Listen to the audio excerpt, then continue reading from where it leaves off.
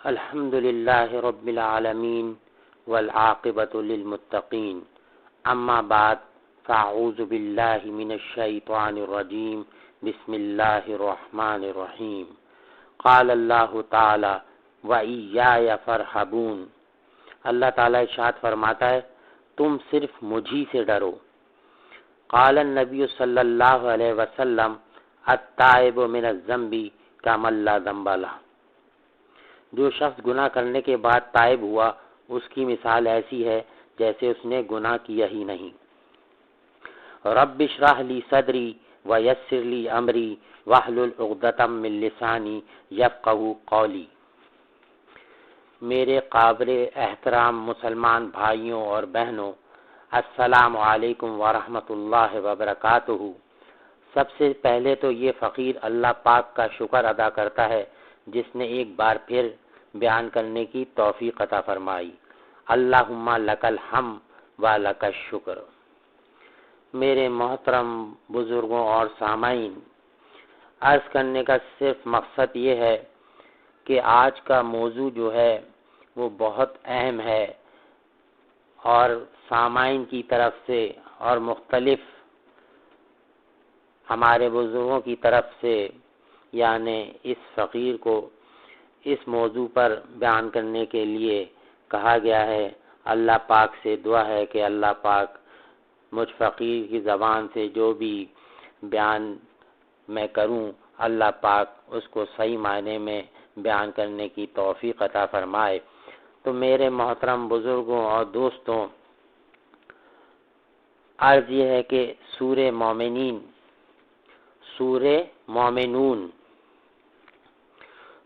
مومنون میں اللہ تعالیٰ ارشاد فرماتا ہے قد افلاح المومنون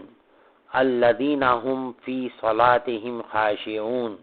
وہ مومن فلاح پاتے ہیں جو اپنی نماز میں خشوع اختیار کرتے ہیں۔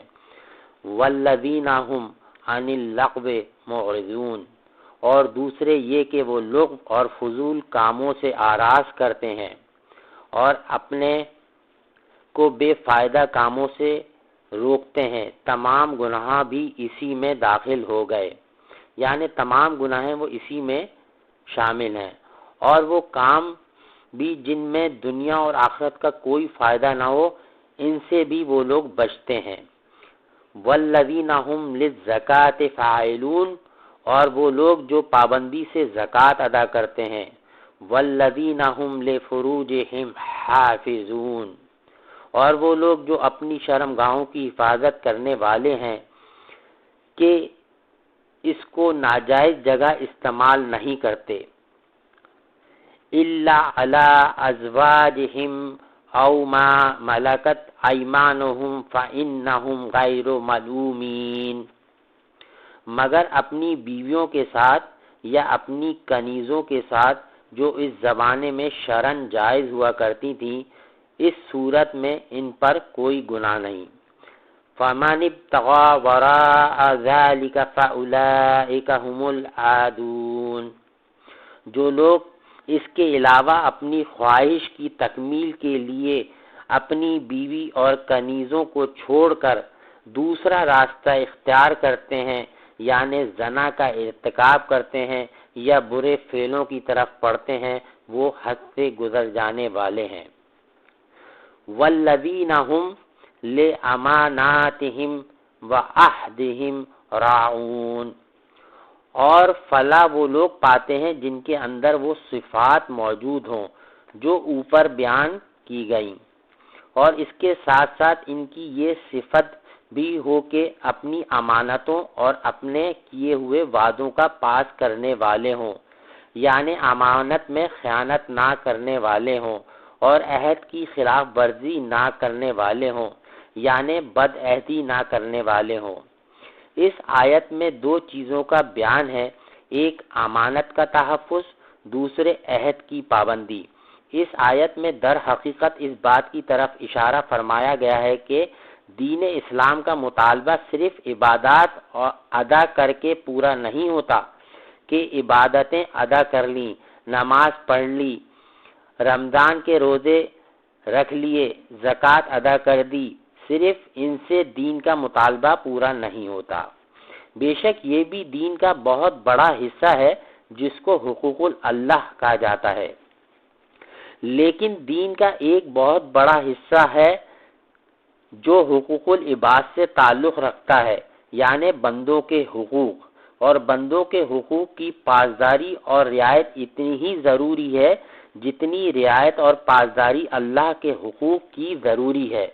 اگر ایک شخص اللہ تعالیٰ کے حقوق یعنی عبادات ادا کرتا ہے لیکن بندوں کے حقوق ادا نہیں کرتا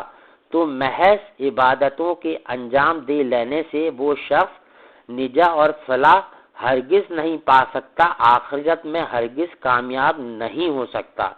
جب تک کہ وہ حقوق العباد کو بھی اللہ تعالیٰ کے بیان کیے ہوئے طریقے کے مطابق ادا نہ کرے۔ اللہ تعالیٰ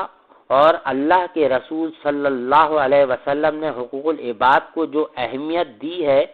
اور جو اس کی تاکید فرمائی ہے، اس کا اندازہ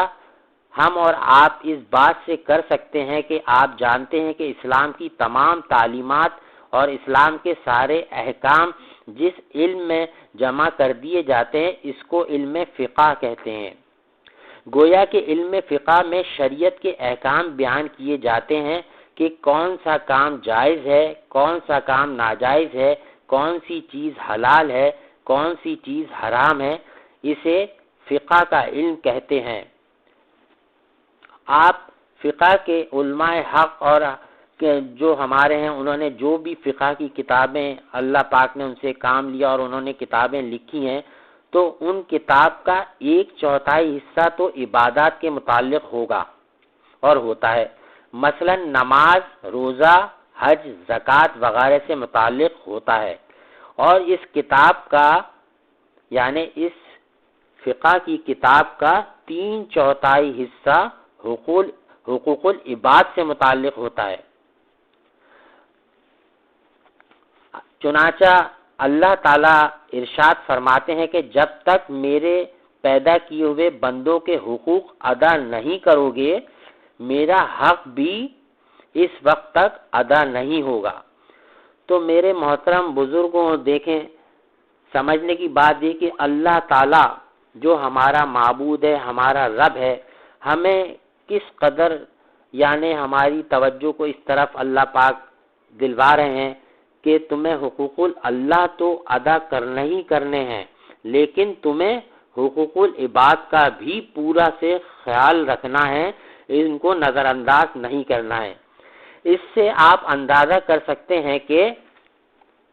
دین کے احکام کا 3/4 حصہ حقوق العباد سے متعلق ہے، لیکن افسوس یہ ہے کہ آج ہماری زندگی میں ہم لوگوں نے حقوق العباد سے متعلق شریعت کے احکام کو اس طرح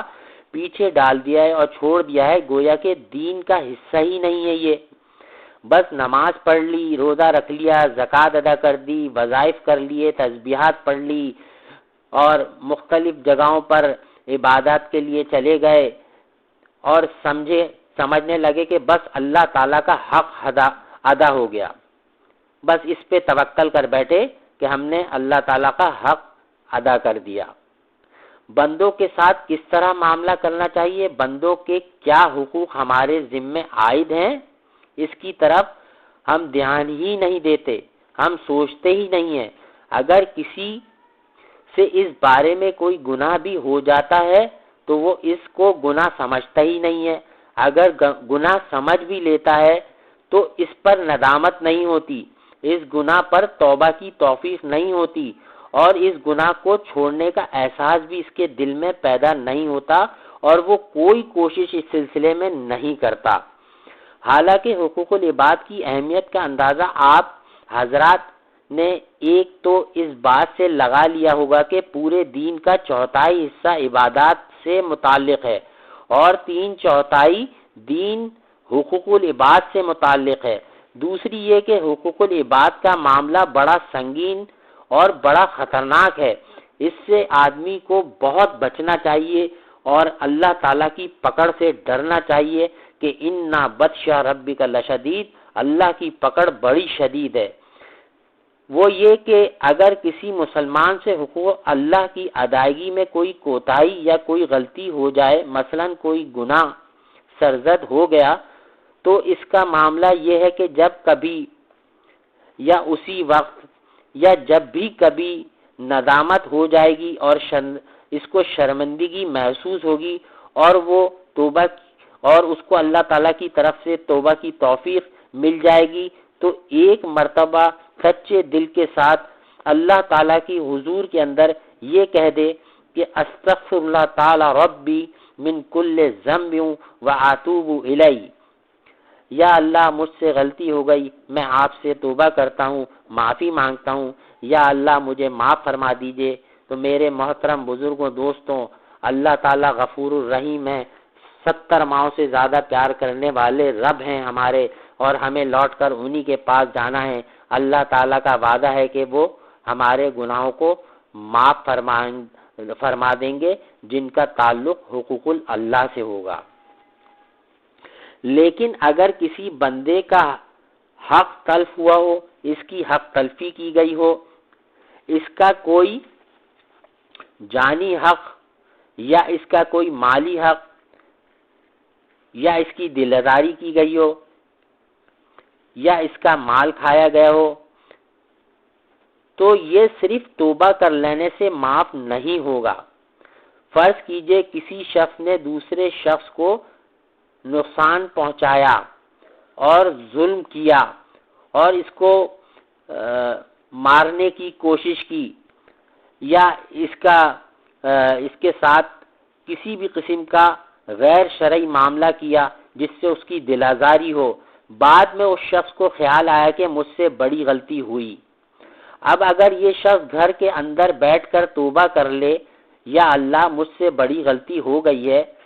میں نے فلاں شخص کے ساتھ بہت برا سلوک کیا ہے، یا اس کے بارے میں نے دل میں بغض رکھا ہے، یا اس کو نقصان پہنچانے کی کوشش کی ہے، تو صرف توبہ کرنے سے وہ گناہ اللہ تعالیٰ سے صرف توبہ کر لینے سے ہرگز وہ گناہ جو ہے وہ معاف نہیں ہوگا، کیونکہ ان گناہوں کا تعلق جو ہے وہ حقوق اللہ سے نہیں بلکہ حقوق العباد سے ہے۔ اللہ تعالیٰ فرماتے ہیں کہ میں اس وقت تک معاف نہیں کروں گا اس شخص کو جب تک کہ وہ بندہ جس کو تم نے مارا وہ معاف نہ کر دے۔ جا کر پہلے اس سے معافی مانگو، اگر کسی کا مال کھایا ہے اس سے معافی مانگو، اگر کسی کی دلاداری کی ہے اس سے معافی مانگو، اگر کسی کو کسی بھی قسم کا نقصان پہنچانے کی کوشش کی ہے تو اس کے پاس جا کر اس سے معافی مانگو۔ یعنی جب تک وہ شخص جس کے بارے میں تم نے غلط سوچا، جس کو تکلیف پہنچائی، جس کا کسی طرح ناجائز طریقے سے مال کھایا اور کسی بھی طرح سے اس کا کسی بھی حق تم نے غضب کیا، اس کو حقیر سمجھا، اس کی دلاداری کی، اس کے ساتھ مختلف طریقوں سے اس کو تکلیف پہنچاتے رہے، تو جب تک تم خود جا کر اس بندے سے معافی نہیں مانگو گے، اللہ تعالیٰ تمہارے ان معاملات کو ہرگز معاف نہیں کرے گا۔ اللہ تعالیٰ تمہارے ان معاملات کو ہرگز معاف نہیں کرے گا، کیونکہ ان معاملات کا تعلق جو ہے وہ حقوق اللہ سے نہیں بلکہ حقوق العباد سے ہے۔ تو چنانچہ صحیح مسلم کی حدیث ہے کہ ایک مرتبہ حضور اقدس صلی اللہ علیہ وسلم نے صحابہ اکرام سے سوال کیا کہ بتاؤ کہ مفلس کون ہے، مفلس کس کو کہتے ہیں؟ بعض صحابہ اکرام نے جواب میں عرض کیا، یا رسول اللہ صلی اللہ علیہ وسلم، ہم مفلس اس شخص کو کہتے ہیں جس کے پاس پیسے نہ ہوں۔ اس زمانے میں سونے اور چاندی کے درہم اور دینار چلا کرتے تھے، جس کے پاس درہم نہ ہو، جس کے پاس دینار نہ ہو، وہ شخص مفلس ہے۔ چنانچہ حضرت صلی اللہ علیہ وسلم نے فرمایا کہ مفلس وہ نہیں، یعنی حقیقی مفلس وہ نہیں ہے کہ جس کے پاس پیسے نہ ہوں، اس لیے اگر اس کے پاس آج پیسے نہیں ہیں تو کل اس کے پاس پیسے آ جائیں گے۔ میں بتاتا ہوں کہ حقیقی مفلس کون ہے۔ حقیقی مفلس وہ ہے جو قیامت کے دن اللہ تعالیٰ کے حضور حاضر ہوگا اور اس کو پیش کیا جائے گا۔ اس حالت میں حاضر ہوگا کہ نیک اعمال کے انبار پہاڑوں کے برابر نیکیاں لے کر حاضر ہوگا۔ نمازیں، نفل عبادات، تلاوت قرآن پاک کی تلاوتیں، تسبیحات، وظائف، صدقات، خیرات، بے شمار نیک اعمال کے ڈھیر لے کر آیا ہوگا، اور اس کے نامۂ اعمال میں یہ ساری نیکیاں لکھی ہوئی ہوں گی کہ ساری عمر وہ یہ نیک اعمال کرتا رہا، لیکن اس کے ساتھ اس نے یہ کیا کہ کسی شخص کا مال ناحق کھا لیا، کسی شخص کی غیبت کری، کسی شخص کو گالی دے دی، کسی شخص کا جو ہے اس سے بغض رکھا، کسی شخص کو کسی بھی لحاظ سے تکلیف دینے کی کوشش کی اور اس کو حقیر سمجھا، اپنے آپ کو خود بہت بڑا جانا اور اس کی دل آزاری کری، گویا اس نے بے شمار لوگوں کے حقوق جو ہیں وہ تلف کیے ہوں گے، یعنی ان کے حقوق جو ہے نا اس شخص کے اوپر ہوں گے۔ جب حساب کتاب شروع ہوگا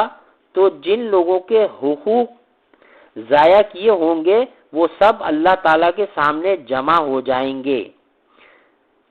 اور کہیں گے یا اللہ اس نے ہمارے حقوق غصب کیے ہیں، اس نے ہمارے حقوق غصب کیے ہیں۔ کوئی کہے گا کہ یہ شخص میرے پیسے کھا گیا، کوئی کہے گا اس نے میری جان پر حملہ کیا تھا، کوئی کہے گا کہ اس نے میری دلاداری کی تھی، اس نے مجھے گالی دی تھی، اس نے مجھے بھرے مجمع میں رسوا کیا تھا، اس نے میری غیبت کی تھی، یہ مجھے دین کے معاملے کے اندر میرے ساتھ بہت سختی کیا کرتا تھا، مجھے نماز پڑھنے کے لیے نہیں جانے دیا کرتا تھا، مختلف طریقوں سے مجھے تکلیفیں پہنچایا کرتا تھا، لہٰذا آپ ہمارے حقوق اس سے دلوائیے۔ اللہ تعالیٰ فرمائیں گے کہ اس نے تمہارے جو حقوق ضائع کیے ہیں اس کی تلافی کے لیے یہاں درہم اور دینار نہیں چلتے، یہاں پر دینار اور درہم نہیں چلیں گے، یہاں کی کرنسی تو نیک اعمال ہیں۔ اب اس کی تلافی کی صرف یہ شکل ہے کہ یہ شخص جو نیکیوں کا انبار لے کر آیا ہے، اتنا بڑے پہاڑوں کے برابر جو نیکیاں لے کر آیا ہے، تو جس کا حق اس نے ضائع کیا ہے، جس کا حق اس نے دبایا ہے اور ان کو تکلیفیں پہنچائی ہیں، اس کے عوض اس کی نیکیاں ان کو دیتے رہو۔ فرشتوں کو حکم دیا جائے گا کہ اس کی نیکیاں اس کے عوض ان لوگوں کو دیتے رہو۔ چنانچہ ایک صاحب حق اس کی نماز لے جائے گا، دوسرا شخص اس کے روزے لے جائے گا، تیسرا شخص اس کے صدقات لے جائے گا، اور چوتھا شخص اس کے حج عمرے اور دوسری نیک اعمال اور نیکیوں کو لے جائے گا، ایک شخص اس کی تسبیحات اور وظائف لے جائے گا۔ چنانچہ وہ شخص جس نے نیک اعمال لے کر آیا تھا وہ سب دوسرے لوگوں کے حقوق ادا نہ کرنے کی وجہ سے بالکل اس کی نیکیاں ختم ہو جائیں گی، یہاں تک کہ سارے نیک اعمال اس کے ختم ہو جائیں گے بالکل۔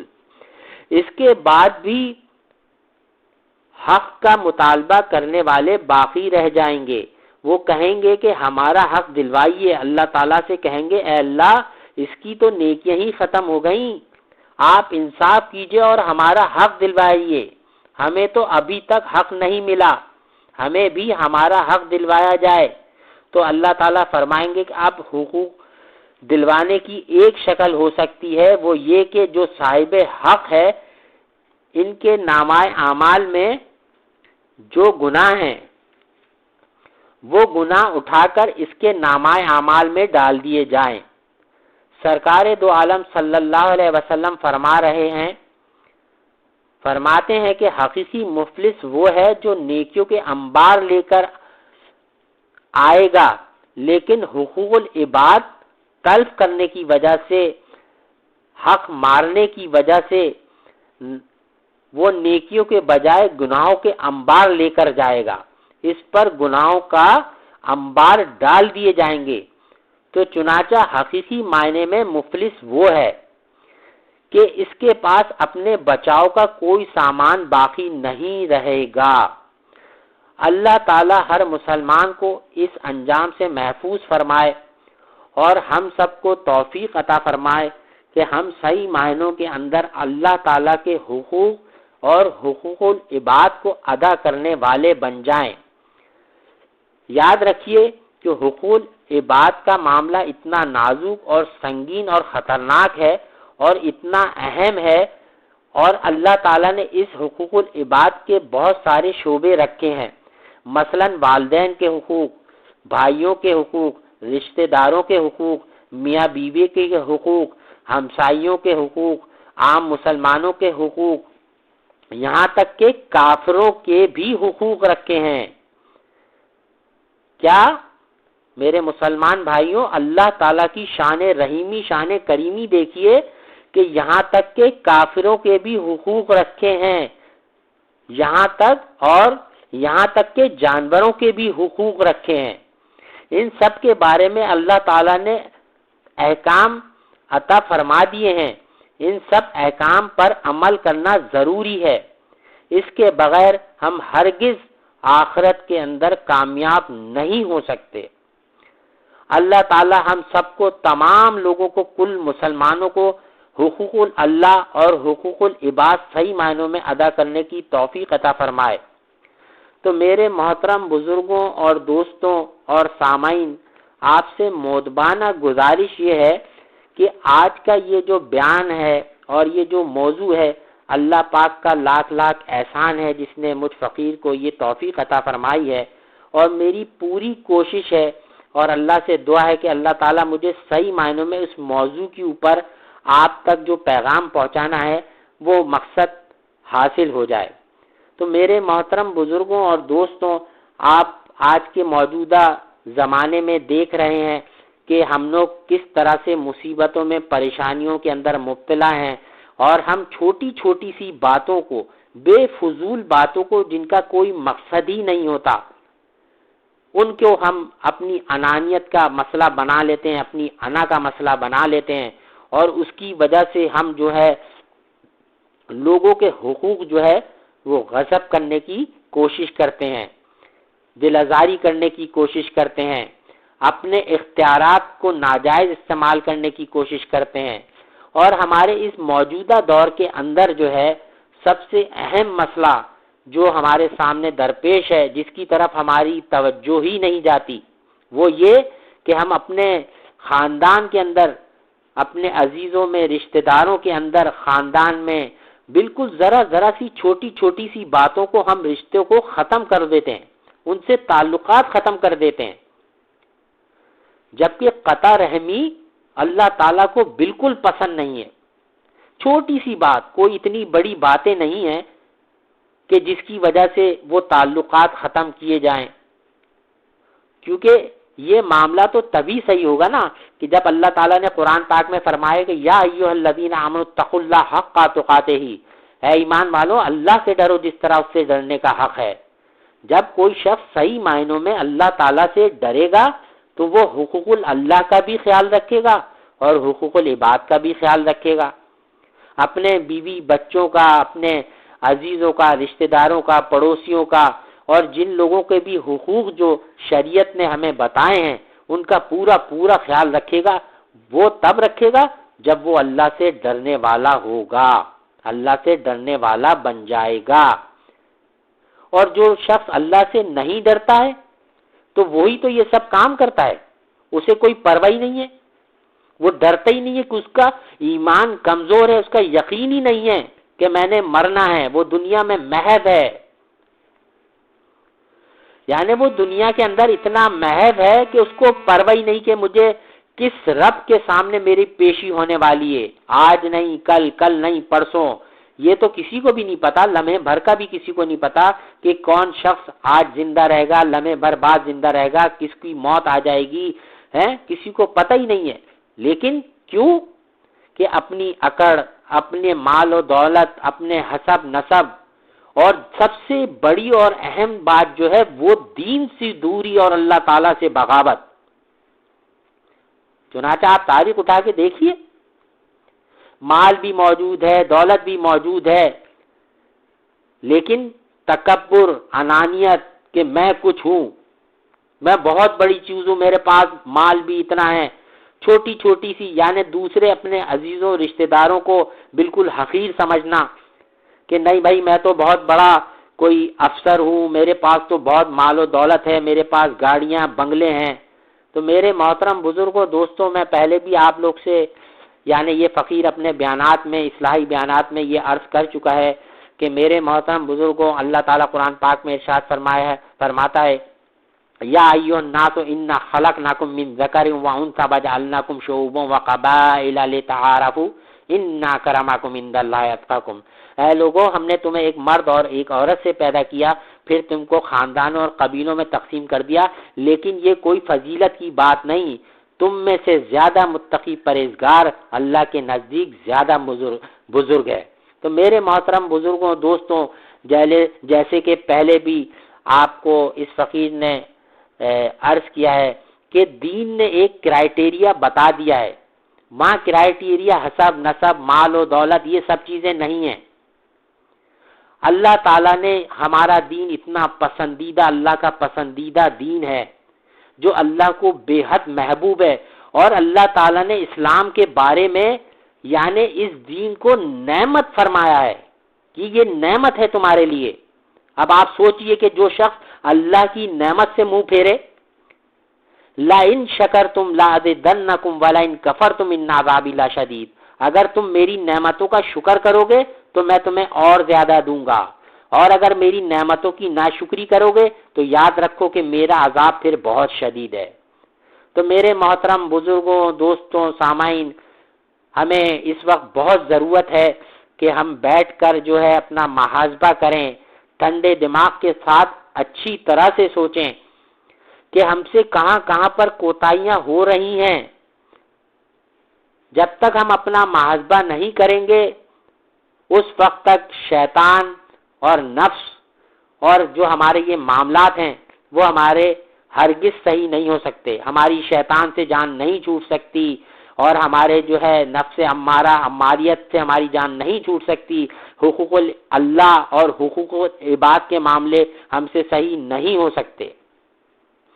تو میرے محترم بزرگوں، دوستوں، کہنے کا اور عرض کرنے کا مقصد یہ ہے کہ آج کا موضوع جو ہے وہ بہت اہم ہے اور ضروری ہے، اور ہماری پوری جو زندگی ہے یعنی وہ اس بات پر ڈیپینڈ کرتی ہے کہ ہم اپنی زندگی کیسی گزار رہے ہیں۔ اگر کوئی شخص نماز پڑھ رہا ہے اور باقی دینی عبادات کر رہا ہے، لیکن اگر اس کے حقوق عباد کے معاملے صحیح نہیں ہیں تو وہ ہرگز آخرت میں کامیاب نہیں ہو سکے گا۔ تو میرے محترم بزرگوں، دوستوں، عبادت کرنا تو اللہ کا حکم ہے، وہ تو ہم نے ہر حال میں کرنا ہی کرنا ہے، لیکن آپ دیکھ لیجئے کہ اللہ تعالیٰ اپنی مخلوق سے کتنی محبت کرتے ہیں، اس کا اندازہ آپ اس بات سے لگا لیجئے کہ نہ صرف حقوق العباد کے معاملے کے اندر رشتہ داروں کے، میاں بیوی کے، پڑوسیوں کے، دوست احباب کے، عزیزوں کے، رشتہ داروں کے، جانوروں کے، بلکہ اللہ کے نافرمان یعنی کافر کے بھی حقوق رکھے گئے ہیں کہ اگر آپ کے پڑوس میں کافر ہے رہتا ہے تو آپ پر اس کے حقوق بھی ہیں، آپ کو اس کے حقوق ادا کرنے پڑیں گے، کیونکہ یہ اللہ کا حکم ہے۔ اللہ کے محبوب حضور اکرم صلی اللہ علیہ وسلم نے، جیسا کہ اس فقیر نے آپ کے سامنے حدیث مبارکہ بیان کری،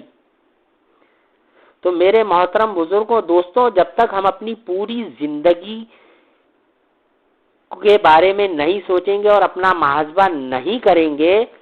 تو ہم اس وقت تک اپنے معاملات کو ہرگز درست نہیں کر سکتے، اور ہماری مسائب، پریشانیاں، بیماریاں اور تکالیف جو ہیں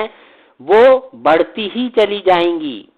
اور ہم اس طرح ہی شکوے، شکایت، رونا دھونا، مچانا یہ سب کرتے رہیں گے۔ اور نعوذ باللہ من ذالک، بعض لوگ تو بعض مرتبہ فقیر سے گفتگو کرتے ہوئے ایسی بات بھی کر جاتے ہیں کہ بڑی حیرت ہوتی ہے اور شرمندگی ہوتی ہے کہ ایک دو لوگوں نے اس فقیر سے فون پر گفتگو کرتے ہوئے یعنی یہ بھی کہہ دیا کہ بھائی میں تو اتنا تنگ آ چکا ہوں اور میں تو یہ بھی کرتا تھا، میں تو تلاوت بھی کرتا تھا، میں تو یہ معاملات بھی کرتا تھا، میں وظائف بھی پڑھتا تھا، لیکن میں بس اب تنگ آ کے میں نے سب چھوڑ دی، سب کچھ کرنا چھوڑ دیا میں نے، اب میں جو ہے نا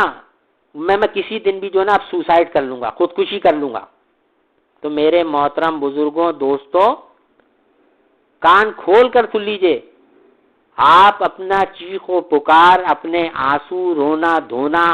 اور یہ لوگوں کو باور کرانا کہ دیکھو میں اتنا بیزار ہو گیا ہوں، اتنا پریشان ہو گیا ہوں، اتنا ٹینشن میں رہنے لگ گیا ہوں کہ میں نے تو دیکھو اتنی عبادتیں بھی کی ہیں اور یہ بھی کیے ہیں، وہ بھی معاملات کیے ہیں، میں اتنی تسبیحات پڑھتا تھا، میں 5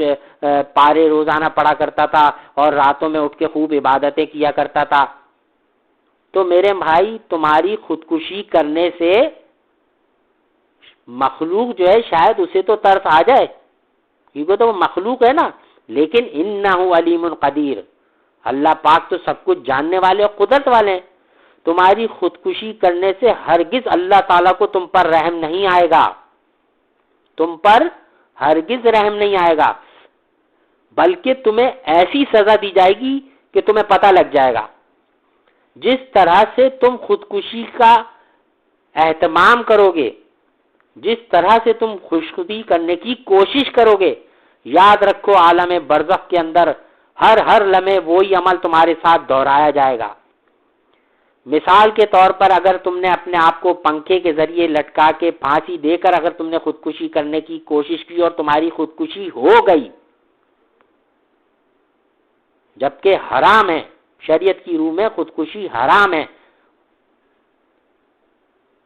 جب ایک چیز کو اللہ اور اللہ کے محبوب نے بتا دیا، پھر تم نے وہ اپنے ثواب دیدی اختیارات استعمال کرنے کی ناجائز طریقے سے کوشش کری اور تم سمجھے کہ تمہاری یہ خودکشی کا عمل جو ہے اس سے نعوذ باللہ من ذالک اللہ تعالیٰ کو تم پر رحم آئے گا، اللہ تعالیٰ کو ہرگز تم پر رحم نہیں آئے گا، بلکہ اللہ تعالیٰ تمہیں اس کی جو تم نے لوگوں میں رونا دھونا مچایا اور جو لوگوں میں وبیلا مچایا کہ میں تو اتنا عبادت گزار ہوا کرتا تھا، میں ہی رہ گیا تھا، میرے ساتھ یہ معاملے چل رہے ہیں، میرے گھر کے اندر فکر و فاقوں کی نوبت ہے، مجھے پریشان کیا جا رہا ہے، میں تنگ آ چکا ہوں اور میں بہت ڈپریشن میں ٹینشن میں رہنا شروع ہو گیا ہوں، تمہیں ایسی سزا اللہ دے گا، ان بطش ربک لشدید، یہاں پر لشدید کا لفظ استعمال کیا، ایسی شدید کہ اللہ کی پکڑ سے ڈرو کہ تم عالم برزخ کے اندر ہر لمحے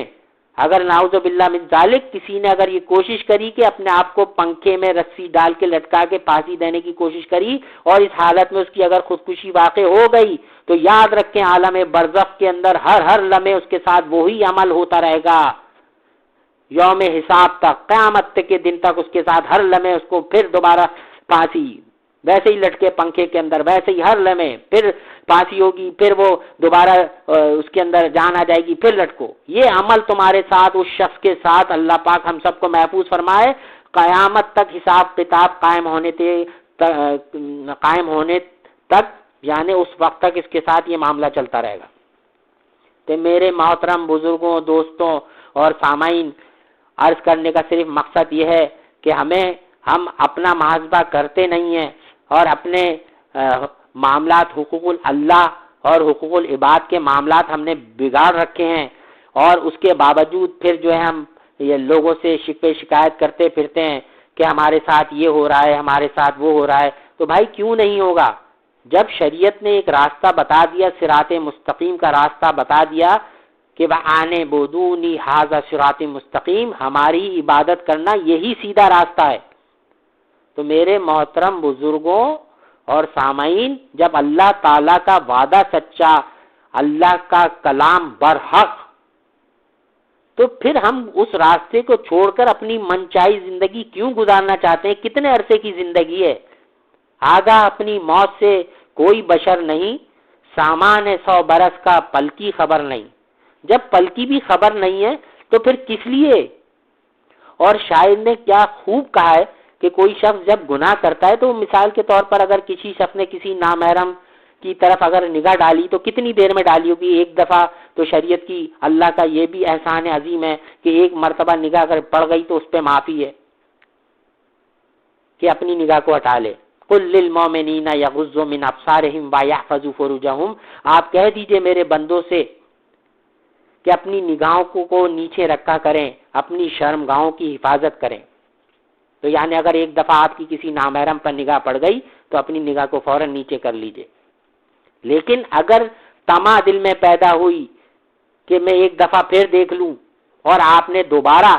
اگر آپ نے پھر اس نامحرم کی طرف دیکھا تو اب آپ سے گناہ کا ارتکاب ہوگا، آپ گناہگار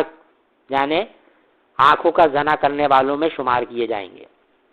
تو میرے محترم بزرگوں دوستوں، کہنے کا مقصد یہ ہے کہ ہمیں اس وقت جو موجودہ دور چل رہا ہے، اس وقت ہمیں شدید ضرورت ہے، سب سے پہلی ضرورت جو ہے وہ یہ کہ ہم جلد سے جلد جو ہے نا وہ علم دین کو حاصل کریں، کیونکہ دین میں جو ہے سب سے اہم جو چیزیں ہیں وہ ہیں علم، عمل اور اخلاص۔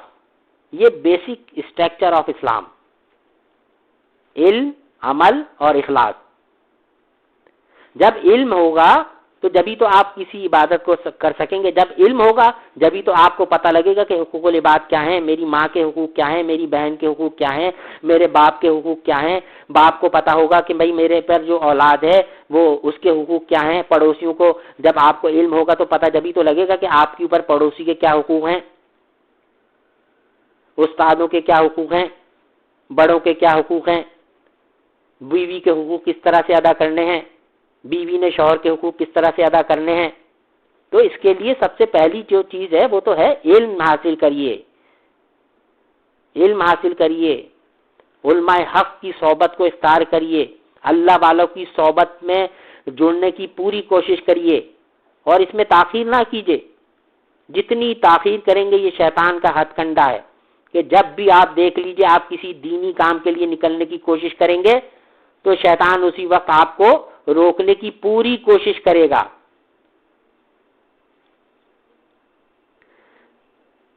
کیوں کرے گا؟ اس لیے کہ اس کا تو کام ہی یہی ہے کہ تمہیں نیکیوں سے روکے، تمہیں برائی کی طرف مائل کرے، تمہیں برائی کی دعوت دے۔ شیطان بھی دشمن، نفس امارہ بھی دشمن، اور پھر خود دشمنیاں ہم نے اپنے انانیت، اپنی اکڑ، اپنی پھوپھاں، اپنی چودراہٹ، اس کی وجہ سے ہم نے پیدا کر لی۔ چھوٹی چھوٹی سی باتوں پہ ہم نے رشتے ختم کر کے بیٹھے ہوئے ہیں، گھروں میں ناراض ہو کے بیٹھے ہوئے ہیں، 5 سال ہو گئے، 6 سال ہو گئے، ایک دوسرے کی شکل دیکھنا پسند نہیں کرتے۔ اگر کوئی سمجھا رہا ہے تو کہنے جاؤ میاں اس کے بارے میں بات نہیں کرو، اس کی شکل بھی میں نہیں دیکھنا چاہتا۔ بھائی اپنے اندر اللہ کے واسطے، میرے لیے نہیں، اللہ کے واسطے اللہ سے ڈریے،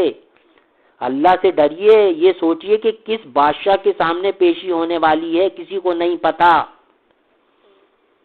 سوچیں جب وہاں پر ہماری پیشی ہوگی تو پھر کیا معاملہ ہوگا۔ ہم دنیا کی ذرا سی چنگاری، ذرا سی آگ بھی برداشت نہیں کر سکتے،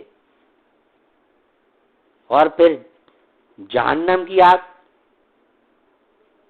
تو میرے محترم بزرگوں دوستوں، دنیا میں ابھی بھی وقت ہے، مہلت ہے۔ سب سے اہم چیز میں نے اس دن آپ لوگوں کو، تمام سامعین سننے والوں کو، میں نے اللہ تعالیٰ نے توفیق عطا فرمائی اور میں نے بنیادی پوائنٹ بتایا تھا کہ بھائی ابھی سے نیت کر لیجئے،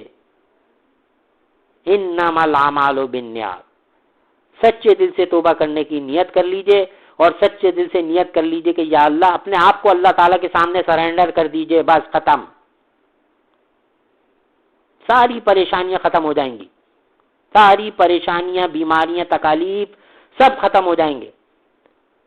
شریعت کی پابندی کو لازم کر لیجئے اپنے لیے، اور اپنے اوپر شریعتی محمدی صلی اللہ علیہ وسلم کو سجانے کی کوشش کریے۔ اس قدر افسوس ہوتا ہے، اللہ تعالیٰ ہم سب کو ہدایت عطا فرمائے، بعض لوگ یعنی داڑھی رکھتے ہی نہیں ہیں، رکھنے کی کوشش ہی نہیں کرتے۔ چلو بھائی وہ تو تمہارا فیل ہے، اللہ تعالیٰ تمہیں ہدایت دے، خود بھی نہیں رکھتے، اور نعوذ باللہ اس کے بارے میں یعنی بڑی بڑی باتیں کرتے ہیں، دلائل دیتے ہیں، نعوذ باللہ من ذالک۔ ارے جب میرے آقا حضور صلی اللہ علیہ وسلم نے فرما دیا کہ قال النبی صلی اللہ علیہ وسلم خالف المشرکین اوفار اللحى واف الشوارب، کہ مشرکین کی مخالفت کرو، اپنی داڑھیوں کو بڑھاؤ اور مونچھوں کو پس کرو، اور کما قال رسول اللہ صلی اللہ علیہ وسلم۔ اور اللہ تعالیٰ نے کیا حکم دیا قرآن پاک کے اندر، جیسے کہ میں پہلے بھی عرض کر چکا ہوں کہ قل ان کنتم تحبون اللہ فاتبعونی یحببکم اللہ ویغفر لکم ذنوبکم، اے میرے محبوب کہہ دیجئے میرے بندوں سے جو اللہ سے محبت کا دعویٰ کرتے ہیں وہ آپ کی اتباع کریں۔ تو میرے محترم بزرگوں، دوستوں، ہمیں ہرگز لمحے بھر کی بھی تاخیر نہیں کرنا چاہیے، اور پہلی فرصت کے اندر سچے دل سے اللہ تعالیٰ سے توبہ کریں، جلدی سے وضو کریں، اور توبہ کر کے 2 رکعت نفل صلاۃ الحاجات کی پڑھ کے اور 2 رکعت نفل صلاۃ التوبہ کی پڑھ کے اللہ تعالیٰ سے فوراً رجوع اللہ کرنے کی کوشش کریں، اس سے پہلے کہ مہلت ختم ہو جائے، ہماری زندگی کا چراغ بجھ جائے۔ اللہ تعالیٰ سے جلد رجوع کرنے کی توفیق کریں۔ اللہ تعالیٰ سے دعا ہے کہ اللہ تعالیٰ سب سے پہلے مجھ فقیر کو اللہ تعالیٰ جو ہے وہ صحیح معنوں میں صراط مستقیم پر چلنے کی توفیق عطا فرمائے۔ اللہ تعالیٰ مجھ سمیت کل مسلمان بھائیوں کے جو بھی ہم سے خطائیں ہوئی ہیں، لغزشیں ہوئی ہیں، اللہ تعالیٰ محض اپنے فضل و کرم سے ہم سب کے زندگی بھر کے تمام گناہوں کو معاف فرما دیں۔ اور جن میری آپا جانوں نے، بہنوں نے اور بزرگوں نے اور سامعین نے اس فقیر کو اس لائق سمجھ کر دعاؤں کی درخواست کی ہے، اللہ پاک سے دعا ہے کہ اے اللہ میری شرم رکھ لیجئے، آپ مالک ہیں، آپ کا وعدہ ہے ادعونی استجب لکم ان الذین یستکبرون عن عبادتی سیدخلون جہنم داخرین۔ اللہ تعالیٰ آپ تو دعا مانگنے والوں کو پسند کرتے ہیں۔ یہ فقیر آپ کے محبوب کے طریقے کو اپناتے ہوئے دعا کر رہا ہے، اے اللہ مجھے رہاکاری سے بچائیے، اور اس فقیر کی دعا کو محض اپنے فضل و کرم سے حضور اکرم صلی اللہ علیہ وسلم کے صدقے میں قبول فرمائیے، اور جن لوگوں نے دعاؤں کی درخواست کی ہے ان کی تمام جائز مرادوں کو محض اپنے فضل و کرم سے اپنے غیب کے خزانوں سے پورا فرما دیجیے، اور ہم کو، ہمارے بیوی بچوں کو ہماری آنکھوں کی ٹھنڈک بنا دیجیے، اور ہمیں یعنی جلد سے جلد یا اللہ پاک شریعت کی صحیح معنوں میں پابندی کرنے کی توفیق کرنے والا بنا دیجیے۔ یا اللہ پاک آپ ہم سب سے راضی ہو جائیے، یا اللہ آپ ہم سب سے راضی ہو جائیے،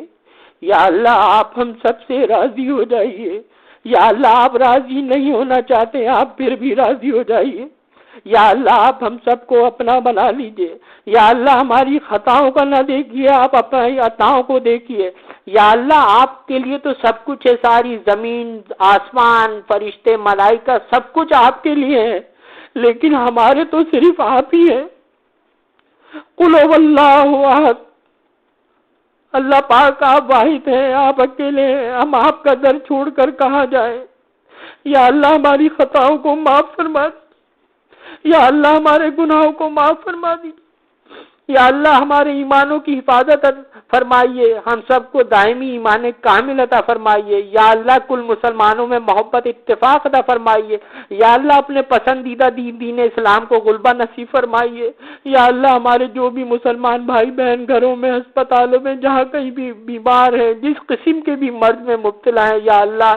آپ کی قدرت سے کوئی چیز باہر نہیں ہے، یا اللہ سب کو مکمل شفا کلی عطا فرمائیے، صحت جسمانی صحت روحانی دونوں عطا فرمائیے۔ یا اللہ میرے استاد محترم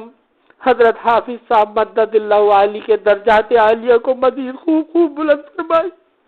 ان کا سایہ ہم سب پر عافیت کے ساتھ تا دیر تک قائم و دائم رہنے کی توفیق عطا فرمائیے۔ یا اللہ ان کے درجات عالیہ کو خوب بلند فرمائے، ان کی ہر دعاؤں میں ہم سب کو شامل حال فرمائیے۔ یا اللہ ان کو صحت جسمانی صحت روحانی دونوں عطا فرمائیے، ان کے فیض کو تا قیامت تک کے لیے جاری و ساری فرمائیے۔ یا اللہ ان کے فیض کو تا قیامت تک کے لیے جاری و ساری فرمائیے۔ یا اللہ ہم سب کو ان کی صحیح معنوں میں قدردانی کرنے کی توفیق عطا فرمائیے، ہمیں اپنے علماء حق کی صحیح معنوں میں قدردانی کرنے کی توفیق عطا فرمائیے۔ یا اللہ ہمیں کونوا مع صادقین کے ساتھ جڑنے کی توفیق عطا فرما دیجیے۔ یا اللہ ہمیں تو کچھ آتا جاتا ہی نہیں ہے، یا اللہ نہ علم ہے نہ عمل ہے، یا اللہ بس آپ ہمارے لیے راستہ کھول دیجیے۔ یا اللہ ہمارے لیے شریعت پہ چلنا بہت مشکل ہے، لیکن اگر آپ ہمیں توفیق دے دیں، آپ ہمیں ہمت دے دیں، اگر آپ ہمیں اپنی سرپرستی میں قبول کر لی دیں اور قبول فرما لیں تو یا اللہ آپ کے لیے کون سا مشکل کام ہے؟ آپ ہی تو ہمارے رب ہیں۔ یا اللہ ہم آپ سے نہ مانگیں، آپ کو نہ پکاریں تو ہم کہاں جائیں؟ یا اللہ معاشرے کے اندر اس قدر عریانی پھیل رہی ہے، نفسا نفسی کا دور ہے، یا اللہ امت مسلمہ کے حال پر رحم فرمائیے۔ یا اللہ جو لوگ دین کا کام کر رہے ہیں، تبلیغ کا کام کر رہے ہیں، یا اللہ ان کی حفاظت فرمائیے، حاسدین کے شر سے، دشمنوں کے شر سے محفوظ فرمائیے۔ یا اللہ اپنے پسندیدہ دین اسلام کو پوری دنیا میں غلبہ نصیب فرمائیے، جہاں جہاں بھی مسلمانوں پر ظلم ہو رہے ہیں یا اللہ پاک ان کی مدد فرمائیے۔ یا اللہ پاک امت مسلمہ کے حال پر رحم فرمائیے۔ یا اللہ ہم آپ سے نہ مانگے تو پھر کس سے مانگے؟ یا اللہ ہماری شرم رکھ لیجئے۔ یا اللہ ہم مانتے ہیں کہ ہم نے بہت گناہ کیا، ہم اپنے ایک ایک گناہوں کا، ایک ایک اپنی لغزشوں کا اعتراف کرتے ہیں، جرموں کا اعتراف کرتے ہیں یا اللہ، لیکن تیری رحمت بہت وسیع ہے، تیری رحمت بہت وسیع ہے یا اللہ۔ ہماری اب تیری اس وسیع رحمت کا واسطہ یا اللہ ہماری خطاؤں کو نہ دیکھ، ہماری خطاؤں کو نہ دیکھ، اپنی عطاؤں کو دیکھ یا اللہ، ہم پر رحم فرما دے، ہمیں معاف فرما دے، ہمیں معاف فرما دے یا اللہ، معاف فرما دے۔ لا الہ الا انت سبحانک انی کنت من الظالمین۔ یا اللہ بخش دے ہم سب کو، یا اللہ ہم سب کے ایمان کی حفاظت فرما، ہم سب کا خاتمہ بالایمان فرمائیو یا اللہ، خاتمہ بالایمان فرمائیو یا اللہ۔ کوئی ہماری مدد کرنے والا نہیں ہے تیرے سوا، یا اللہ ہماری مدد فرما یا اللہ۔ ہماری بیوی بچوں کو ہماری آنکھوں کی ٹھنڈک بنا، ہمیں صحیح معنوں میں حقوق العباد اور حقوق اللہ اور حقوق العباد دونوں کو صحیح معنوں میں جیسا تو چاہتا ہے اس طرح سے ہمیں ادا کرنے کی توفیق عطا فرما